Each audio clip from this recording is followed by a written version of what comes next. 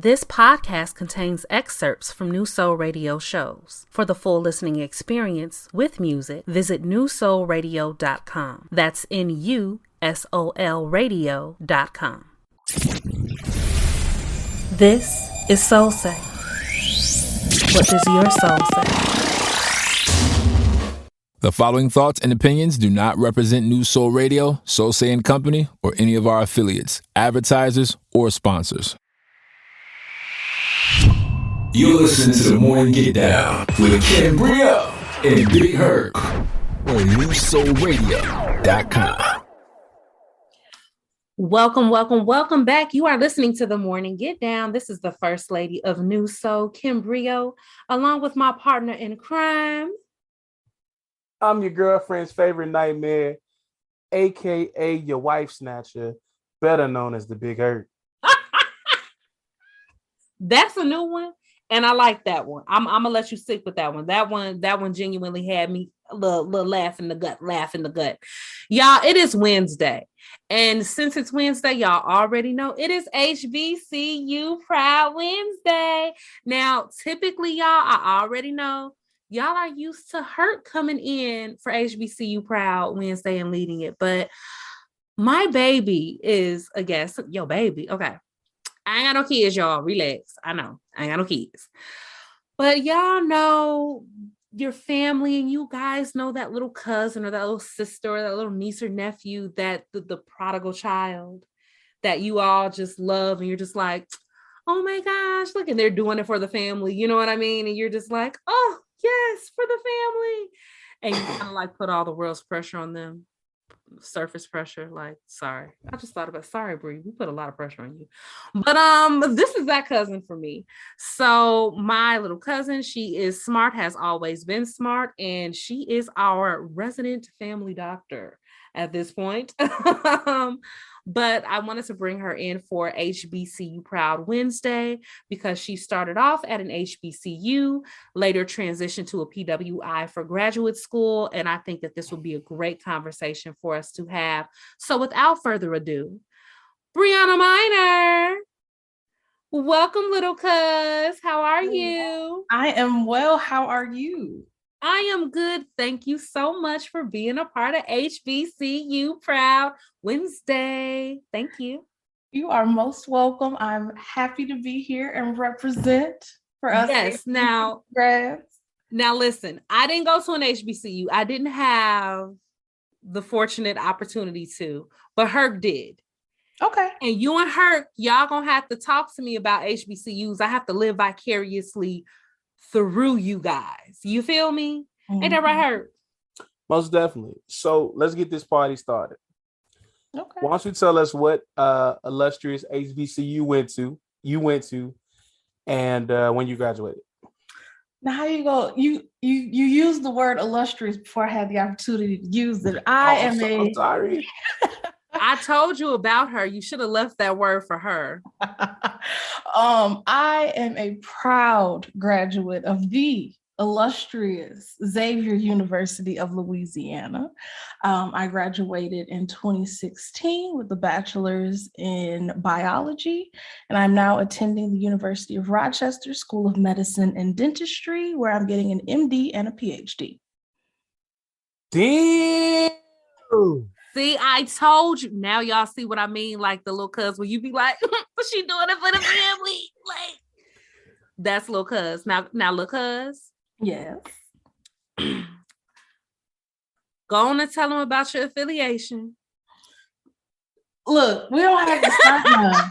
We don't have to. I wasn't even gonna do nothing. We don't have to do that today, Kimberly Dale. We don't have to do it. Sorry, I'm putting your government name out there. No, it's okay. It's okay. Listen, it's okay.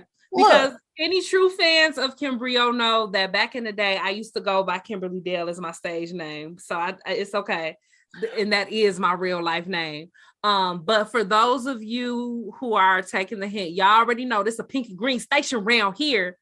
So we're gonna add a little crimson and cream today, if you don't mind. If you do not mind. The only reason I'm gonna let her get away with this is because it's my little cuz. That's the only reason. I'm gonna let us coexist. Okay. And you know the Reds love me. Anyway, You love the Reds. You love the Reds. Herc love the Reds. Ooh. And the Blues. Anyway, Okay. Shout out to the SG Rose. Anyway, so Xavier, how did you end up? Xavier. Get it right. How did you end up there? I went to prep school, so I was used to being in a predominantly white environment. I knew I wanted to mix it up. And I knew I also wanted to go to medical school. So with those things in mind, I was thinking about colleges. And I knew I didn't want to go to an Ivy League, and I wanted to go down south. So I found this list of schools, and it said 99 unsung heroes of pre-med education. And Xavier was on the bottom. And it was funny to me because maybe a few years prior, I had put a big map of Louisiana on my dream board. And I was like, I think this is it. So I applied. I narrowed it down to Howard and Xavier. I spent an afternoon on a whiteboard proing and conning both schools, and I was like, it's Xavier. After I finished my list, I took all the logical steps as I do, and ultimately just had to go with my heart. Xavier was speaking to me. Louisiana was on my dream board, so we went with it, and I went to Xavier. Now, let me ask you this, because this is one of my favorite questions for HBCU students who have moved from up north and went down south, and even more specifically have gone from a predominantly white environment to a predominantly Black environment.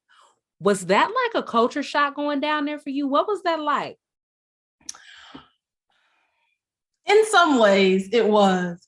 I think my biggest culture shock was going to New Orleans proper and becoming they speak differently. Okay. Yeah. Like, let me tell you, I was sitting in the cafeteria and my roommate, we were talking about this girl, a little gossipy. And she is. We family. We're talking about this young lady who has gone on to do well with her life. And my friend goes, "Oh, you mean the girl with the bush?" And I was like, "Well, how do you know that she had, why do you know that?" Had so many questions. I was like, why do you know what that looks like for her? Like, why do you know that? And she was like, her bush. And she just kept saying it like I said something wrong. And I was like, I need you to clarify. She was like, what do you call it? An afro? And I was like, oh, okay. Got it. Wow. Got you. Yeah, because up north, we was like, what you talking about? What are you? What are you? Yes. Yeah.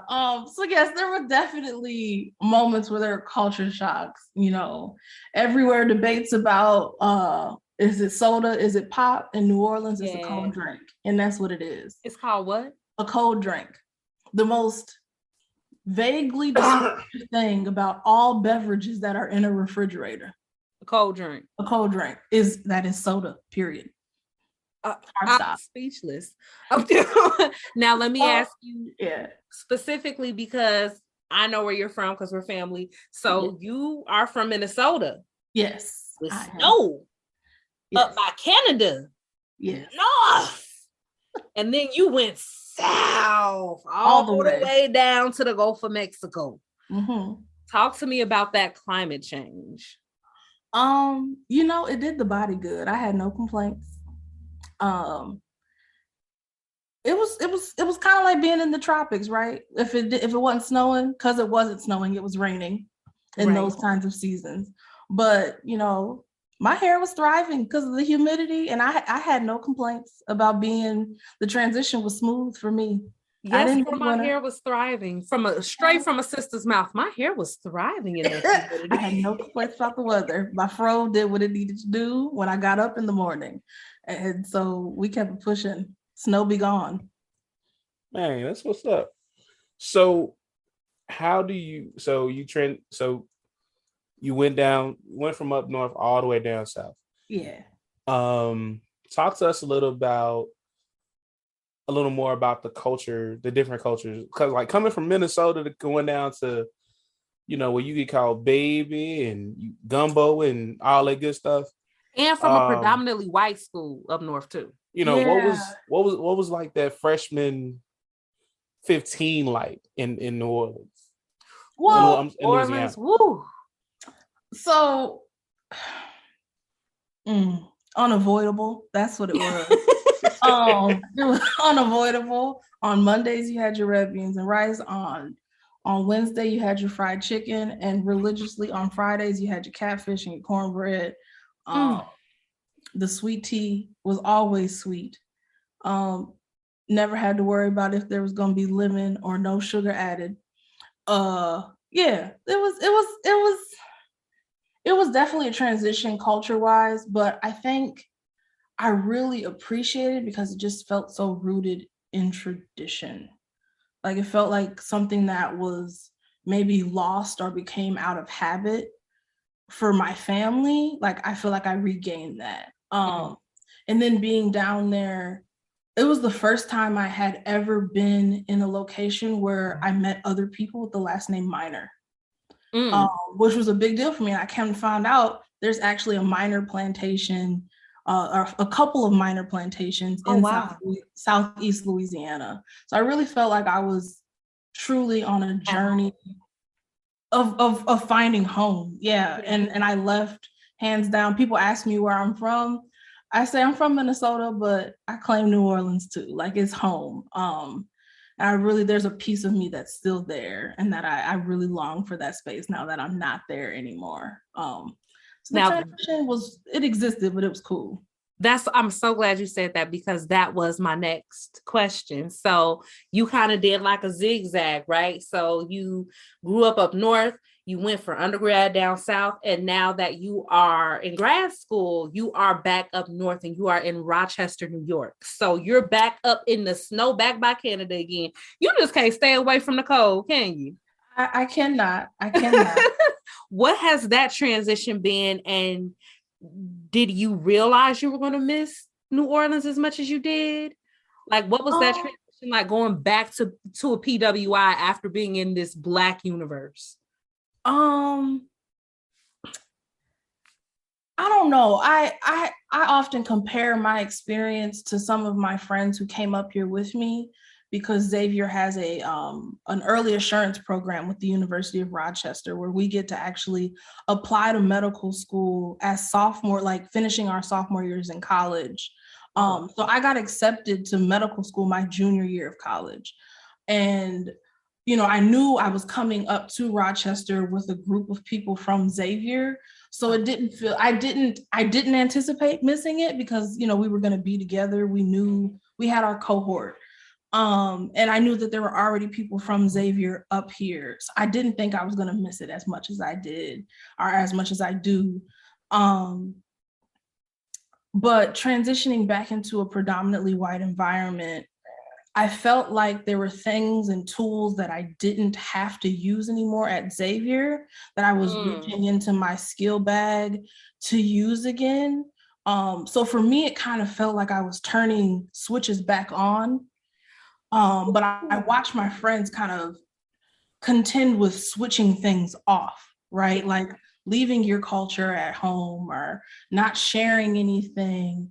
What is being Black and being in a professional space? Like they were contending with all of those things. And I felt like I was just switching on lights to, pieces of me that I once was. Because you were familiar with that. Because I was familiar. You have to assimilate to that environment. Yeah. And it's really dope that we've kind of come full circle. Like, when my baby was here, she went to a PWI first, and now she goes to TSU, and then Kim brings her baby on, and she went from a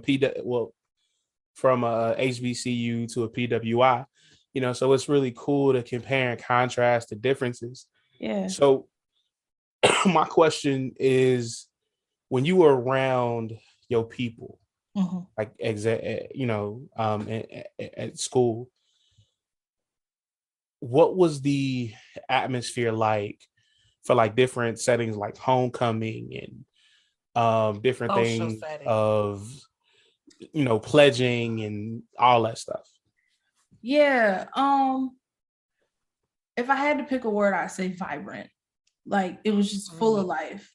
Xavier isn't the biggest party school, but you don't need to be because you're in New Orleans. Exactly.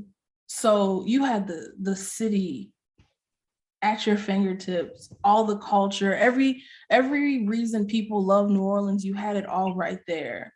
And socially, we had Mardi Gras. Like I think that was one of the biggest things for me. Like this city shut down to celebrate Mardi Gras. And we had spring break, but we also had Mardi Gras break. So it was just always vibrant. Greek life is definitely a thing. I pledged while I was at Xavier, my senior year.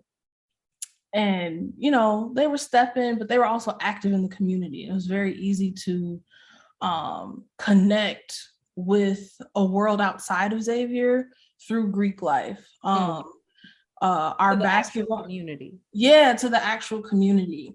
Whether that's through, the alumni chapters or just the fact that, people are invested in the chapters, like alumni come back, homecoming, a big deal.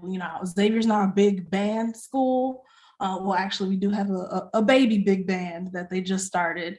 But we have our jazz band, and we have our homecoming is a big, big deal for us.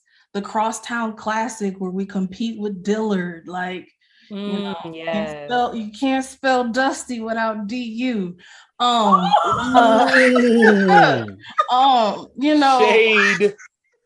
I love us.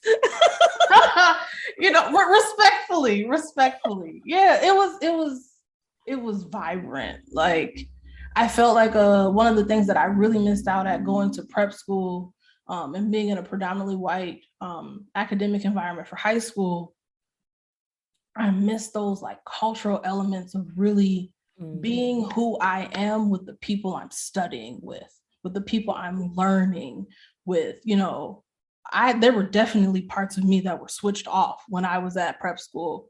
I didn't have to do that at Xavier. You could be full you.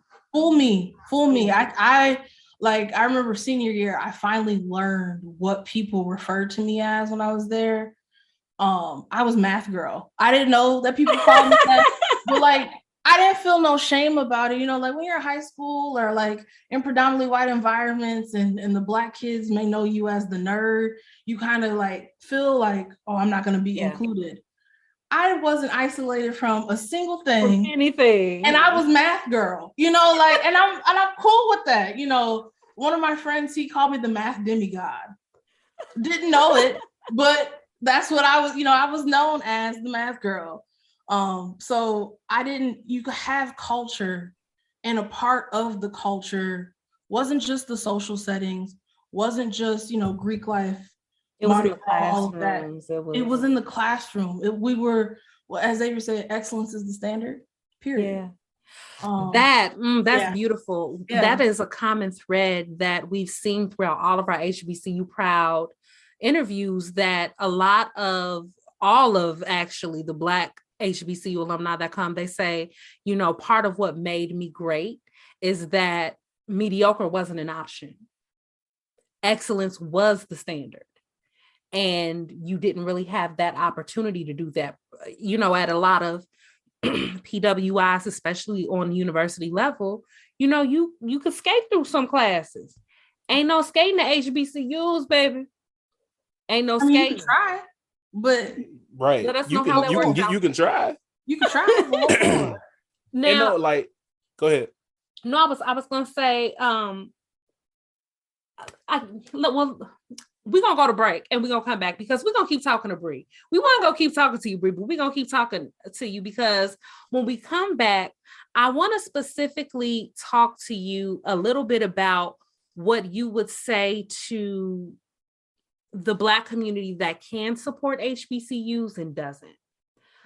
Because you don't have to be an alumni to support HBCUs or understand the value and what HBCUs do for not only our community, but for the country as a whole.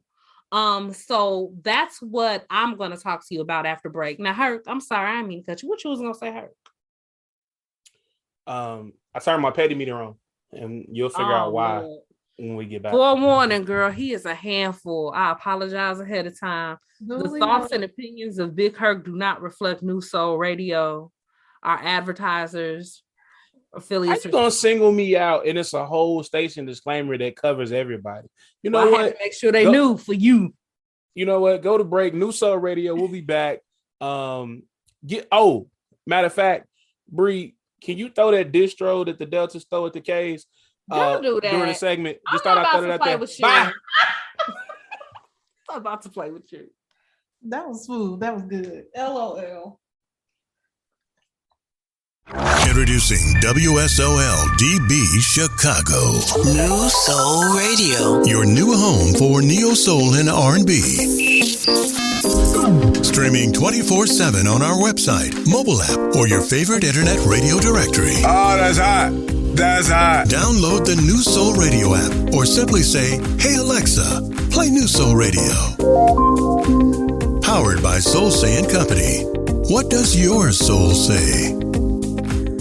Want to answer one of our questions? Or have a song or artist request? Or do you just want to leave us some feedback? Call the New Soul Radio voicemail at 312-945-6376. That's 312-945-6376. Remember, we may play your message on air. You're listening to the Morning Get Down with Kim Brio and Big Herc on NewSoulRadio.com. New Soul Radio, the Morning Get Down. I am Oh, Lord. the Big Hurt, aka the wife snatcher of New Soul Radio. I'm joined by the first lady of New Soul, Kim Brio. She didn't get to introduce herself because she started to be petty during commercial break, and I might just cut her mic off. Anyway, we are going joined. to turn his mic off. How you gonna turn my mic off? I got the finna controls turn over his here. mic off, y'all. I got the controls over here. Listen, I unplugged this whole thing. Okay, I'm gonna act right. I'm gonna act right. My baby here, I'm gonna behave. She's supposed to think that I know how to act right. She know you for real, for real. Yeah, she know me for real. She ain't even have to look like that though. I wish y'all could see her face because she made a face like, yeah, we know you ain't got no sense. So everybody in my life just gonna know I ain't got no sense. And y'all just gonna be cool with it. Correct. So if y'all are just joining us, y'all know it is HBCU Pride Wednesday. We are joined by none other than Miss Bria Minor, alum of Xavier University. Did I say it right that time? I don't want to get cussed out. You got it. Okay. You got it. Alum of Xavier University. And she is also now she's in medical school doing big things. But before we went to break, we were talking a little bit about the differences from her high school life to college life to back, to the med school life. And Kim was going to ask, how she feels about a certain topic. So Kim, go ahead. Thank you, Herc. But my question to you, Bree, as someone who has experienced, and you can really say you've experienced both sides of higher learning at this point, can you talk to us a little bit about the importance of HBCUs, not just for the Black culture, but for our country altogether?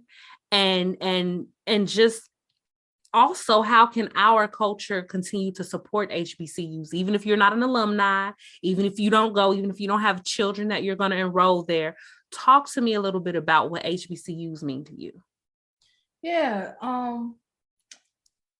they're so thoroughly important, and I'll start with the last question. Mm-hmm. We always love collecting a coin, so feel free. You want to help, you want to be a part of it, even if you did not attend. We impact our communities. If HBCUs are in the business of educating our people, Black people, and prioritizing that, then we should all be invested regardless of where we go. I know for me, I have a commitment that I want to keep to myself, to always make sure I'm putting my money into Xavier first and foremost. I have other institutions that I am alumni of, or an alum of. They ask me for a cute coin. They're not going to get it before Xavier gets it, because we are in the business of prioritizing Black education, the expansion of Black minds, and uplifting community. And I think that's why HBCUs are really important, because the goal is always much larger than what the individual can attain. It's about what the community can become when you educate a Black mind. And honestly, they're one of the last places, HBCU campuses are a few of the last places where you can get an affordable liberal arts education. That's real. So everyone should be invested in them continuing to exist financially. When they have the money, they already know what to do, and they do it well. I went to one of the top producing schools for folks going on to medical school and graduate, basic science graduate programs. Without Xavier University of Louisiana, we would not have the Black doctors in the mass that we have today. We just wouldn't. And another reason I'll say they're important, and I'll wrap up this answer. No, you don't have to wrap it up, boo. That's what you here for. I'm trying not to keep it too long, but I'll say being in medical school and seeing how we have a representation issue. I mean, we have a lot of issues in medicine, but we have a representation issue in the field, in various fields of medicine. HBCUs are a part of that solution. We produce Black doctors, we produce Black academics who are going to contribute to public health, who are going to contribute to medicine, basic science research, vaccine development, all of those things. We HBCUs can provide those people. So it's important to keep them open, because it's the one place where it's not the one place. They are the places where our inclusion is prioritized. I want to piggyback really quick on what she said for the people that did not hear her, the people in the back. Financially support our HBCUs. And I say that because, especially within the past 2 to 3 years, we have seen such an influx of Black wealth in our community, and young Black wealth, where, we've been able to garner social followings and all of that sort of thing. We've got all these new Black millionaires. Our HBCU shouldn't be struggling at all. And I'll say on top of that, it's about maintaining Black wealth, right? Like the New York Times did an expose 2 or 3 years ago where they showed that even if you come from a Black upper class family, it is statistically more easy for you to slide back down into poverty in subsequent generations. So HBCUs, they're not just about creating a generation of wealth, it's about creating the next and keeping it going. Yes. Excuse me. Y'all are dropping fire right now. So that's why I'm just letting you drop the gems, because I see why. You see? I see it. You see? It skipped you and went to her. Anyway. That's how he feels. See how my co-host do me? I see. But I love you. So I know I know when I was in school eons ago, we had the whole retool your school with Home Depot thing, and that's actually going on right now. So donate to whoever you want. Russ College. We need to get our numbers up. So donate to Russ. Donate to Russ, of course, because that's where I graduated from. But you can donate to anybody you want to. You can donate. Just donate. Give $1. Give $2. spent like all that money that you would use to go to the club on a Thursday night, get a little bit at the HBCU. Listen, Because without that, politically correct. I'ma say it. You be going and getting all them 3 5s of your weed, go and get some money to the HBCU. You be going and getting them bottles, you be going buy them $40 bottles, go and get some money to the HBCUs. Yeah, I said it. Y'all be going and buying Balenciagas while y'all renting apartments. Go on and donate to the HBCU. See, he being politically correct. I'm gonna go on to say it because I own the station. Who gonna fire me? Who gonna check me, boo? I said it. I'm gonna check you because I got a pair of Balenciagas and I'm renting an apartment though. I'm not even going. I love you. I'm just gonna say I love you for who you are as you are. But I do have a question, Herc. Now, this is something that you and I have spoken about on air, and I'm curious because I know that Miss Minor will have quite an opinion and probably more detail on this than us. But we were talking about the HBCU bomb threats that have been happening. And I know that just this past week, I believe there were HBCU students who spoke to Congress about it. Can you, Bree, and we've talked about it on the show briefly, but can you touch on that a little bit from the perspective of a young person fresh out of an HBCU? Yeah, I want to say I am so proud of the Xavier University of Louisiana SGA president for showing up and speaking on this matter in front of the congressional committee that gathered to hear from students, hear from folks representing HBCUs. I'm very proud of that young man. My soul smiled when I saw him down to the Instagram. But yeah, it's a peculiar thing because it's coming at a time where everyone's diversity, equity, and inclusion efforts are trying to target HBCUs. And so there's much more notoriety to be had, right? Which, young Miss X Bezos is, she's spending her coin on a good HBCU or two. And, people are really starting to donate. But I think with that, the help and the inclusion that we want in dominant culture, if that's what we actually are wanting, is also coming with us getting wrapped up in, the Republican Party, our conservative folks targeting Black education, inclusion of Black history. And so I think HBCUs just, I don't know if it's a caught in the crossfire situation. Kind of like a scapegoat almost. Yeah, or intentionally because conservatives are just trying to find things to rev up their base, intentionally being included in the attack on an expansion of dominant narratives. So I'm gonna label it as peculiar. I don't, do it, see what happened. Like that's how I try us. Like, what are you asking for? Why are you threatening people who truly just want to be free? Like, what is it? What about our freedom? What about us threatening advancement? What about it? Threaten? Answer that question, and then and if you still feel like you need to do that, by all means, hoping that no Black lives are sacrificed, and you needing to do what you need to do it. Well said. So, all right, Sister Soldier.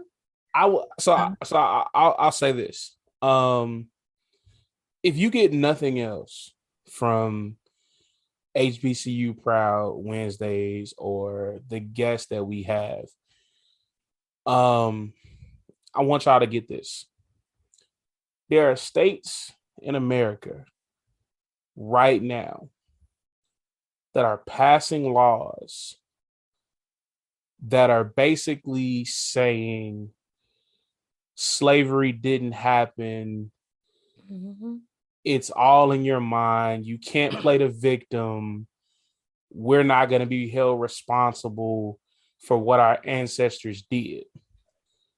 And not only as a Black community do we need to teach our children the truth, we need to support these schools and these institutions that are teaching our children the truth. I'm not saying that going to a PWI is bad. I'm not saying that. But support these institutions that were built for us to learn how to be doctors, lawyers, teachers, get into political science and politics. Political science and construction foremans and machinists and engineers and mathematicians and all these things that we can do as a people. Support these schools that are going to continue to build that legacy, because right now in 2022, there are states, Florida, that are passing laws basically saying we're not going to be held responsible for what our ancestors did to you. And if you don't like it, you can EAD. Get out. If you don't know what EAD mean, DM me. I'll tell you.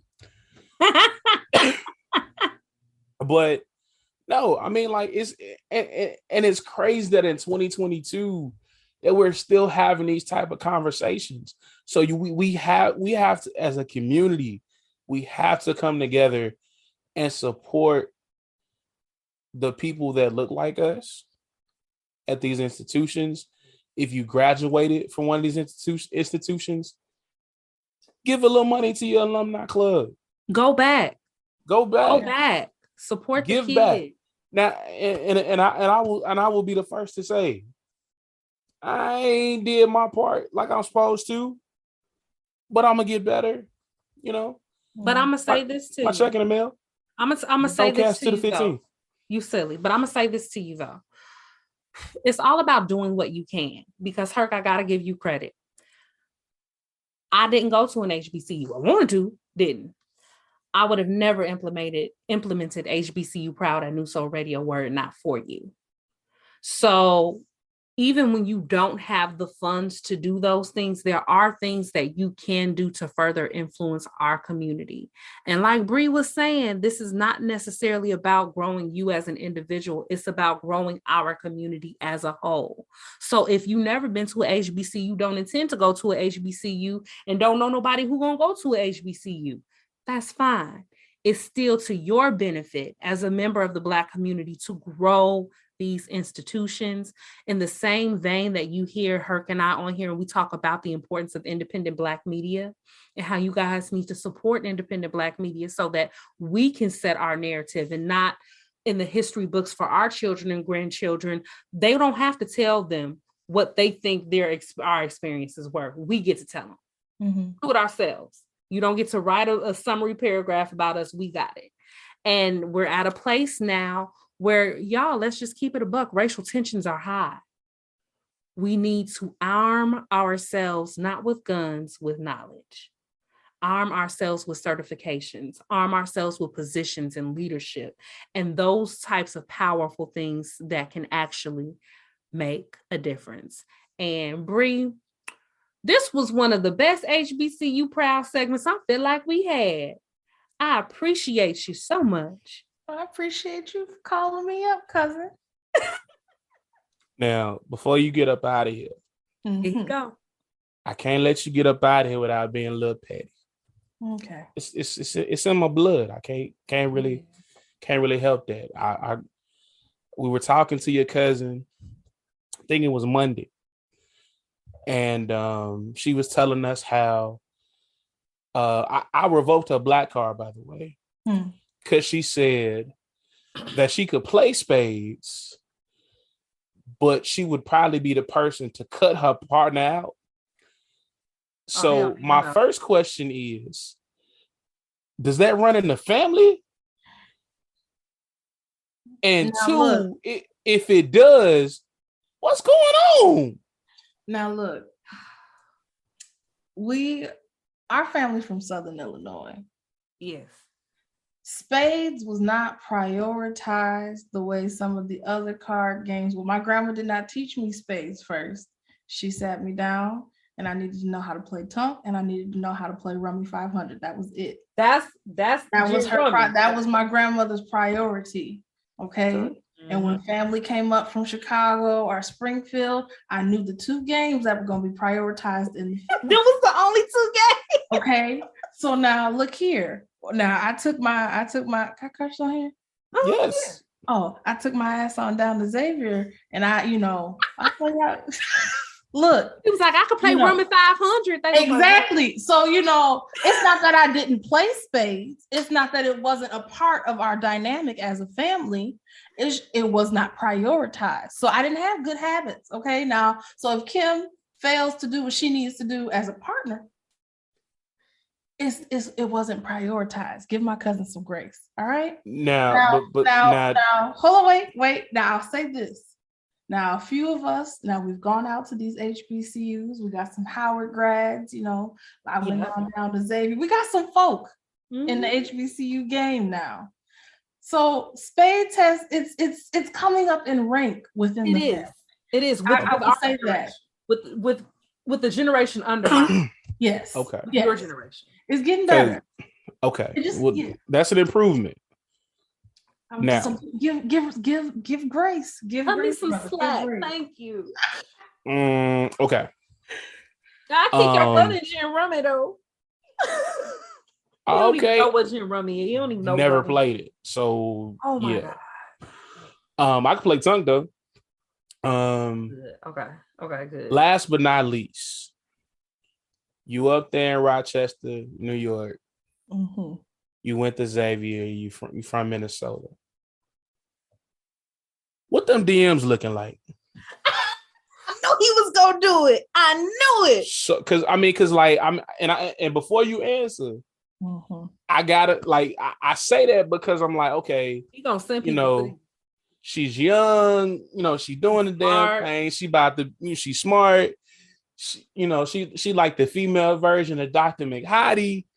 That's a good one. Math like she like Math Girl, Dr. Bae. What the DMs looking like? Math Girl. Look, cut it out with the Math Girl. The DMs, in Rochester, they are not popping. Oh, they are not popping. I'm gonna keep it. Can I do it this time, Herc? Oh, okay. No, let her finish. There's a thing. Okay. Well, I'll just say, look, being a Black woman in professional school, it's a bit intimidating to the folk out there. They proud of you. They don't want to date you. Get with you. Yeah, and so and when you're in professional school, you're in medical school, you're thinking about partnership, right? Because you got a series of 4 to 8 year commitments for your training. So you're looking for a partner. It don't really be percolating like it's supposed to out here in Rochester. I'm just gonna say that. Herc, please, can I do it? Herc, can I do it this time? Go ahead. Slide in her DMs, y'all. Go on, slide in them DMs. Go on, slide in them DMs and change her life. Go on, y'all. Slide in them DMs. Yeah. All I'm going to say is I'm going to get me a new soul wedding some type of way. Slide in her DMs. Come correct. Now look. Now, when they slide in DMs. Come correct. Yeah. Is there a 3 to 5 business day wait because you be so busy? Or do you respond immediately? Because if you don't cause I be like, bruh, all these women like, I can't find a good man. The man probably in your DMs. He probably sent you a DM in 2018 and your ass didn't read it because you're trying to be stuck up. No, so that ain't me. That ain't me. I have standards. Okay. If you do not meet them, I can be Casper, the friendly ghost. If you do not meet them, we could play that game. If you don't serve me, I'm training myself to walk away from what. Listen, I am speaking to the young Black man somewhere in this nation who is listening, who is on his stuff. Just like her, he is possibly in medical school, law school, something of the sorts, and he is about his business, and he has just been looking for a queen that sounds like Brie. Slide in them DMs. Slide. And she's talented too. She do photography, graphic design. She's not just smart. She's creative. She's talented. I'm just saying. All of the things. Hey, fellas, I'm going to drop this one gem for y'all. Y'all can take this how y'all want. She wears glasses. That's all I'm gonna say. Y'all take that how y'all want to. Y'all do with the information what y'all want. Do with that what you will. But she wear glasses. Mm-hmm. I'm just saying. And I got one more question. It's a real petty question. Okay. Oh Lord. So everybody's in love with Grey's Anatomy and all that good stuff. Mm-hmm. And because on Grey's Anatomy they do a lot of hooking up. Mm-hmm. Is it really like that in med school? Not before you answer. Oh, she had to think about it too long. I don't have to think about it.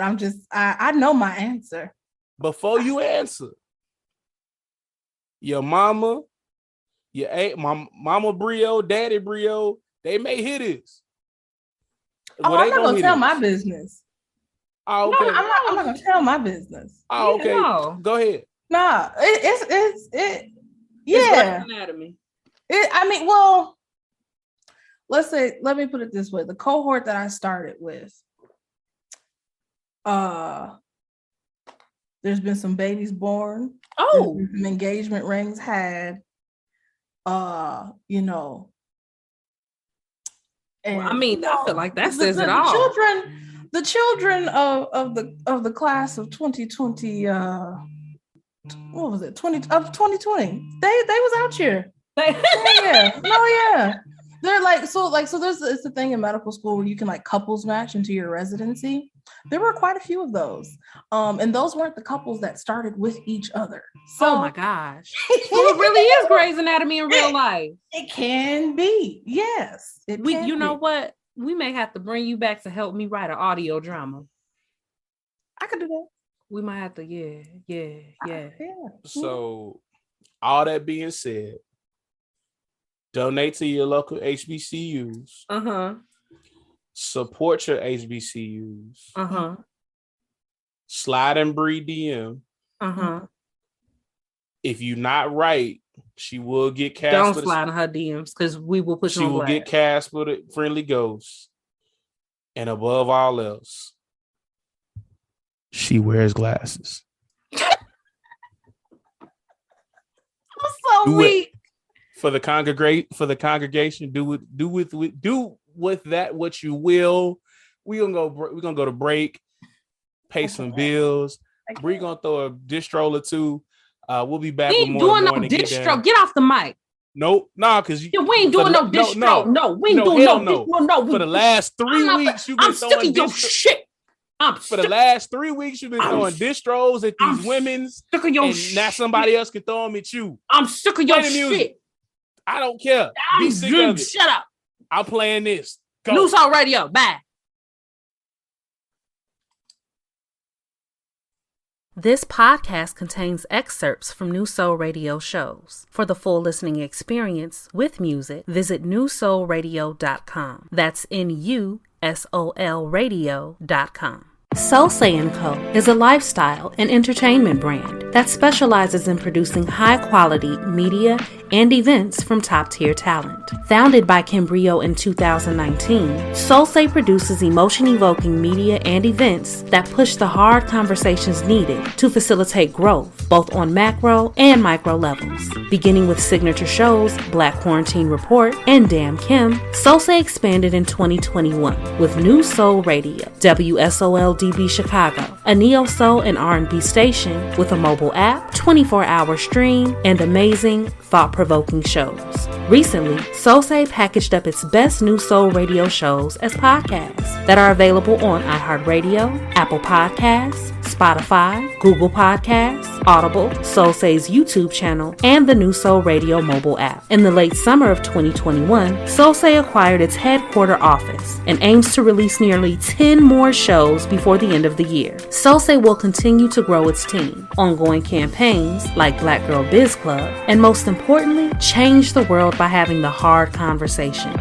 Learn more about Solsei & Co. at www.solseico.com. That's SOLSEICO.com. If you're interested in joining our team, visit teamsolsei.com and be sure to follow Solsei on all of the social networks at Solsei Co. Solsei & Co. What does your soul say? Love our 24/7 Neo Soul and R&B stream. Support the station by sending donations on newsoulradio.com. That's newsoulradio.com. Support the station by grabbing an iHeart Soul Music or Music Kills the Soul t-shirt in sizes up to 5X or newsoulradio.com. This is Solsei. What does your soul say?